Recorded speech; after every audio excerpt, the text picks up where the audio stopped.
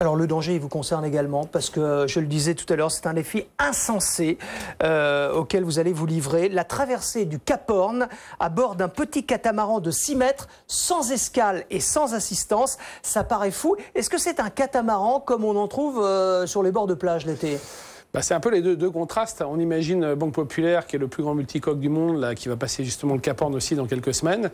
Nous, c'est l'opposé inverse. On est le plus petit multicoque du monde, un petit catamaran de sport de 6 mètres de long. Vous serez deux dessus. On sera deux quand même dessus. On est 50 cm au-dessus de l'eau, pendant que Banque Populaire, ils sont 3-4 mètres au-dessus de la mer. Et on va passer au même endroit, au Cap Horn, à quelques jours d'intervalle le mois prochain. Donc, pour ça, évidemment, on s'est préparé pendant 2 ans. Et l'idée, c'est d'être le plus petit bateau à voile à franchir le Cap Horn. Mais il n'y a pas d'endroit pour dormir, il n'y a rien là? Non, il n'y a aucun confort. Donc on a choisi de faire une navigation pendant 3 jours. Donc sur une durée de 1000 km. On va complètement faire le tour de la Terre de Feu en partant d'Ushuaïa et en revenant à notre point de départ. Et en affrontant un peu tous les dangers, donc les fameux Willy Woe, les vents qui descendent de la cordillère des Andes et qui peuvent atteindre 200 km/h. Le Pacifique, où on va affronter cette grande houle qui arrive de plusieurs milliers de kilomètres. Et puis enfin, le passage du Cap Horn, qui ne sera pas la délivrance, parce qu'il ne sera que la moitié de notre parcours. Et on espère avoir des conditions un peu plus clémentes pour la remontée de l'Atlantique. Et re-rentrer dans ces canaux de Patagonie pour terminer notre programme de 3 journées de navigation sans sommeil sur ce type d'embarcation. Ce qui est invraisemblable, c'est qu'on entend tous les navigateurs dire que la traversée du Cap Horn, c'est un peu leur Graal. Ouais. Et vous allez le faire à bord de ça, là ? Voilà, tout à fait. Et en fait, c'est mon premier passage du Cap Horn. Et je crois que c'est préférable que je le fasse là-dessus, parce qu'une fois que je l'aurais fait sur un gros bateau, j'aurais plus envie d'y retourner. Donc voilà, l'idée était un peu farfelue au départ. Mais c'est vrai que depuis 2 ans, après avoir navigué sur des grands multicoques, j'ai fait le choix de revenir sur ces petits catamarans de sport. Quelle hauteur les vagues là-haut ? Les vagues, ça peut être très calme.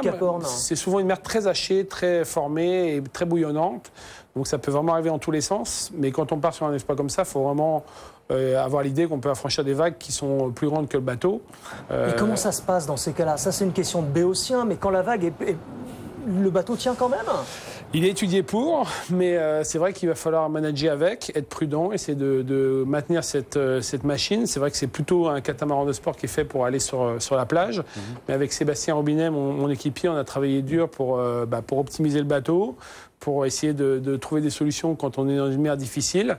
Et il va falloir aussi choisir son créneau météo. C'est pour ça qu'on part à Ushuaïa pendant quelques semaines, pour essayer de trouver le bon créneau météo qui va nous permettre de réaliser ce défi. Vous partez quand ? On sera sur place fin décembre. On va passer déjà Noël sur place. Physiquement, il faut être quand même super bien préparé pour faire ce genre de choses. Hein. Oui, tout à fait. Ouais. Je ne conseille pas à tout le monde d'aller prendre le départ de ce défi comme ça. C'est vrai qu'en totalisant 300 à 400 jours de navigation sur ce genre de bateau, on est déjà un peu plus près là depuis 2 ans. Mais oui, il faut être affûté. Mais la vraie difficulté, je pense, c'est quand même c'est la récupération. On n'arrive vraiment jamais à dormir, à récupérer. Pendant 3 jours, c'est possible. Et au bout de 2-3 jours, ça commence à peser.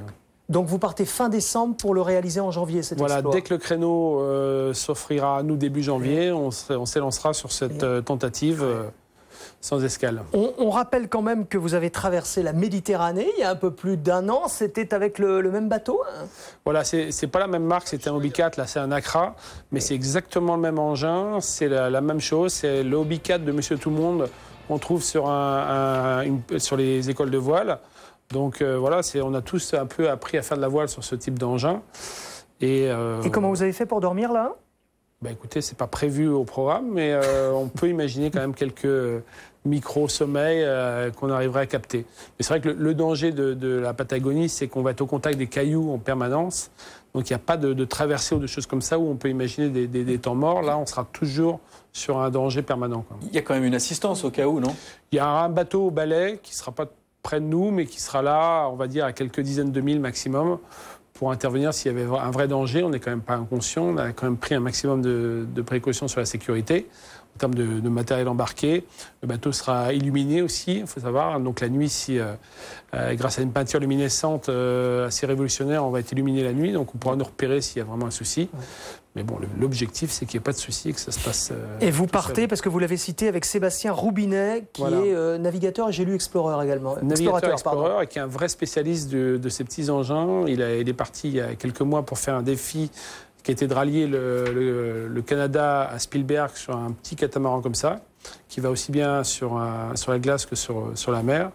Donc il est vraiment affûté pour ce genre de défi et je suis ravi de faire ça avec lui. Nous vous suivrons forcément pour ce défi insensé, ce défi totalement fou, donc janvier, et puis vous reviendrez nous en parler dès que vous l'aurez fait. Si je suis encore là, je reviendrai fin janvier. Avec plaisir, nous nous donnons rendez-vous à page de pub dans l'immédiat.